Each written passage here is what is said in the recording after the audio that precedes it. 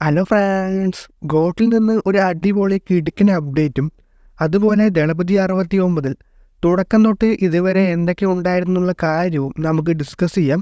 അപ്പോൾ നേരെ വീഡിയോയിലോട്ട് പോകാം.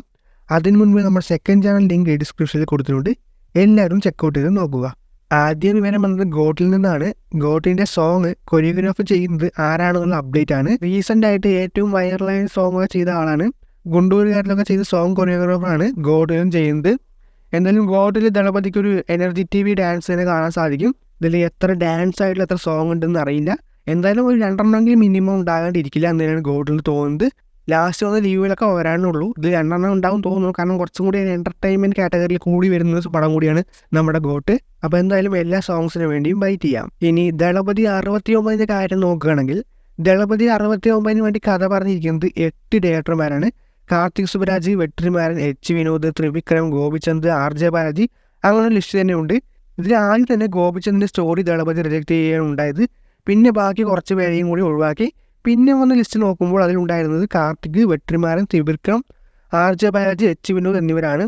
ത്രിവിക്രം പറഞ്ഞ സ്റ്റോറി ഇഷ്ടപ്പെട്ടെങ്കിലും പിന്നീട് ചെയ്യാമെന്ന് പറഞ്ഞ് ത്രിവിക്രത്തെയും ഒഴിവാക്കുകയാണ് ചെയ്തത്. പിന്നെ ലാസ്റ്റ് നിൽക്കുന്ന 4 പേരിൽ നിന്ന് ആരാകുമെന്നാണ് സോഷ്യൽ മീഡിയയിൽ ഇപ്പോൾ ഏറ്റവും വലിയ ചർച്ച പോകുന്നത്. അങ്ങനെ ഇപ്പോൾ കേൾക്കുന്ന ന്യൂസ് RJ ബാലാജിയെ ഇതിൽ നിന്ന് ഒഴിവാക്കാൻ ചാൻസ് ഉണ്ട് എന്നാണ്. പിന്നെ ഉള്ള 3 പേരിൽ ആരാകും എന്നതാണ് സംശയം. 3 പേര് പറഞ്ഞ സ്റ്റോറിയും നല്ലതാണ്, അതുകൊണ്ട് തീരുമാനിക്കാൻ പറ്റാതെ നിൽക്കുകയാണ് എന്നൊരു അപ്ഡേറ്റ് ഒക്കെ പറയുന്നത്.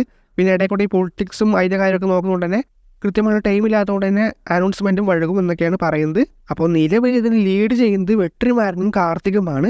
പക്ഷെ പ്രതീക്ഷിക്കാനുള്ള സംഭവങ്ങൾ ചിലപ്പോൾ നടക്കാം. H. വിനോദ് ആകാനും ചാൻസ് ഉണ്ട് എന്നൊക്കെ ലേറ്റസ്റ്റ് അപ്ഡേറ്റ്സ് പറയുന്നുണ്ട്.